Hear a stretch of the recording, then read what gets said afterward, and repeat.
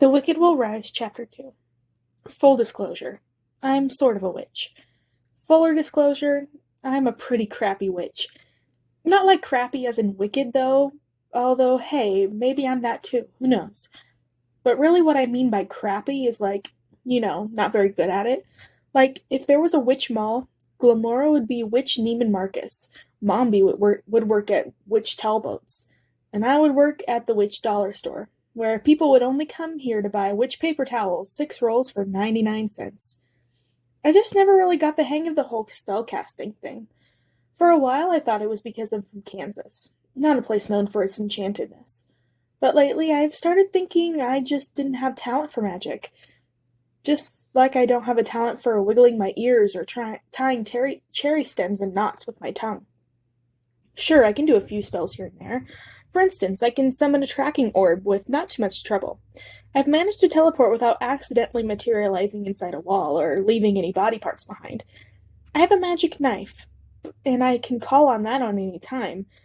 I can finally throw a decent fireball. It took forever to learn, but fire spells are now my specialty. And I've actually gotten pretty good at casting misdirection charms that make people ignore me as long as I tiptoe and don't draw too much attention to myself. It's not as good as being invisible, though, but hey, it saved my ass on more than a couple of occasions. That's sort of how it goes. My magic is strictly in case of emergency kind. In non-emergencies, I prefer to do things the normal way. Call me old-fashioned. It's just easier. But falling out of the sky from 5,000 feet probably qualifies as an emergency, right?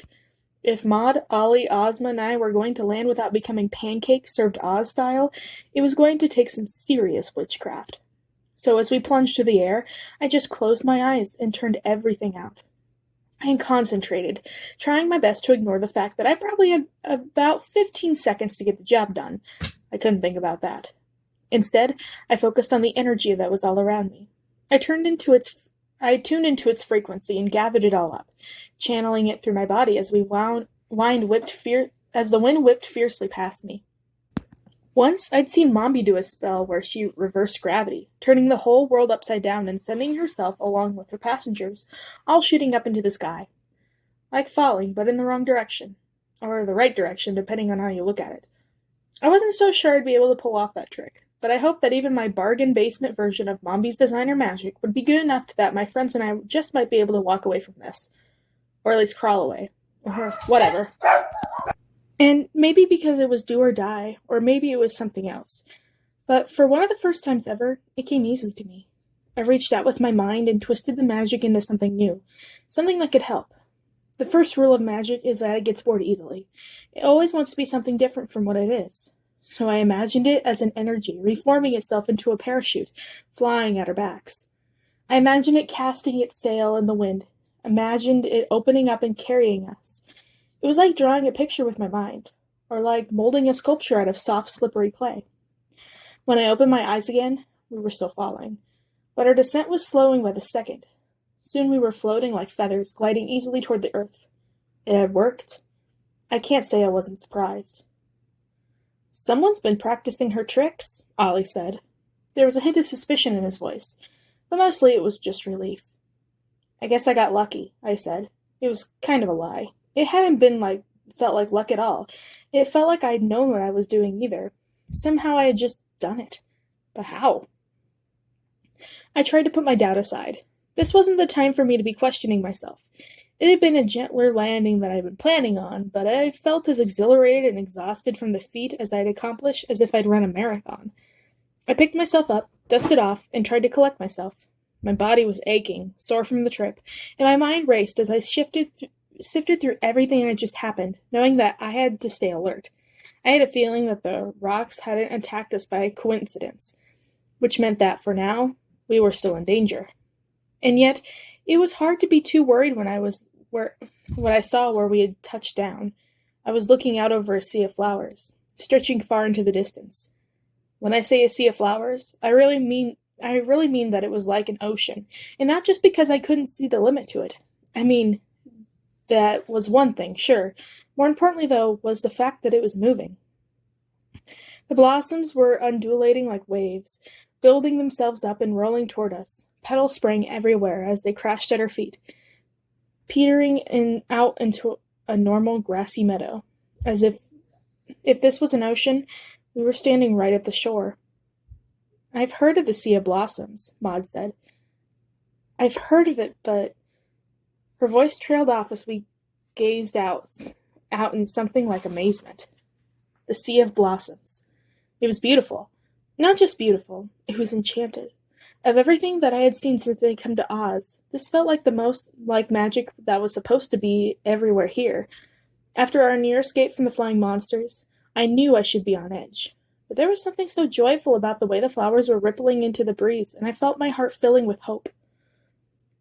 But then I turned around and saw what was behind us, and I remembered something Knox had said once to me, that even in the best of circumstances, every bit of brightness in Oz was balanced out by something dark.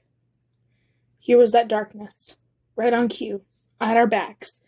The way was blocked by a thick, black jungle with trees taller than I'd seen before, clustered together so closely that it was hard to see a way through.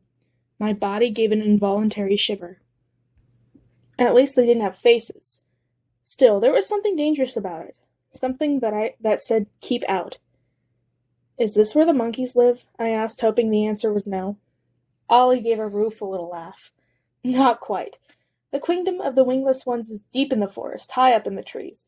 Flying would have been faster, but we still have to make it there by nightfall if we move quickly." "And if the fighting trees decide to let us pass," Maud said darkly. "In the past, they have been friends to the monkeys, but nothing is certain these days. Things are changing quickly in Oz. The Sea of Blossoms was supposed to have dried up years ago. Ozma said the magic was returning. As foolish as she is, she's still deeply attuned to this land. I wonder if something your wicked friends did last night has awakened some of the magic Dorothy and Glinda have been stealing from it for all this time." "It seems so," Ollie mused. "And what about the rocks? They haven't been spotted in these parts as long as I can remember. I had almost begun to wonder if they were just a legend." "Do you think someone could have sent them for us?" I wondered aloud. "Perhaps," Maud said thoughtfully. "But who?" Ozma, who had been kneeling on the ground nearby, plucked a purple lily and tucked it in her hair. She turned to us and spoke. "He did it," she said, gathering up a bunch of flowers and pressing them to her face, inhaling the perfume scent. "Who?" I said, still not able to tell if this was just her usual babble or if somehow knew what she was talking about. I studied her closely. Ozma greeted my question with a blank stare and tossed the flowers to the ground. Instead of scattering, their stems burrowed right back to the dirt, as then they were standing upright again, as if they'd never been picked in the first place. "It's coming," she said. "He's coming too. Run and hide." Before I could question her further, there was rustling in the trees and the soft, heavy thump of footsteps. A moment later, a hulking shadow emerged from the forest, and I knew instantly who Ozma had been sensing. The lion. The air went out of everything. The chirping of the birds stopped. The Sea of Blossoms was suddenly still and calm. Or maybe calm was the wrong word. It looked more like it was afraid to move. Even the sky seemed to know he was here. Just a second ago, it had been bright and sunny, but in a flash, the sun seemed to dim, casting us in gray and gloomy shadows. The lion padded toward us. Where his feet met the earth, the flowers withered instantly into black and shriveled husks. Next to me, I felt Ollie and Maud freeze up with fear. The lion circled for a moment, and then looked down at me, bearing a grotesque mouthful of fangs, and which was probably meant to be a smile. "Well, if it isn't little Miss Amy Gum, Princess Ozma and their 2 furry friends," he said. Maud and Ollie shrank back in terror. Ozma stood up and regarded the scene passively. The lion glanced to my shoulder, where Star was still perched, and he raised an eyebrow. "Make that 3 furry friends," he collected himself. My hand twitched as I instinctively summoned the magical knife that Knox had given me. The solid handle materialized in my hand, and I took a step forward, feeling his heat burning against my palm. "You," I spat. If the lion was bothered by the threat in my voice, he didn't show it. "I thought surely the fall would kill you, but I have to admit I'm glad it didn't," he said, sinking back on his haunches and surveying us. "This way I get to enjoy you myself. It's been such a long time since I had a nice square meal. And after that terrible brouhaha back in the Emerald City, I'm sure that Dorothy will forgive me if I don't take you back alive. Good luck with that, dude, I said. I'm not as much of a pushover as you might think. I killed your pal, the Tin Woodman, last night, you know. A look of surprise registered on the lion's face, but it was gone as quickly as it appeared.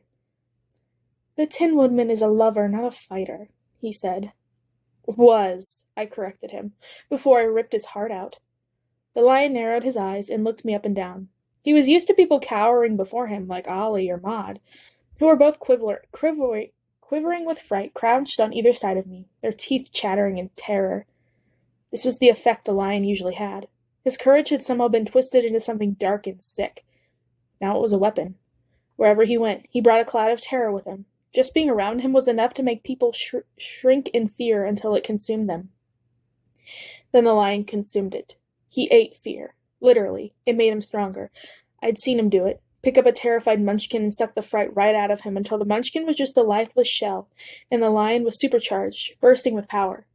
And yet today, standing 10 feet from him, I found that for the first time I wasn't afraid. I had already faced down everything that had ever frightened me, and I've come out from the other side.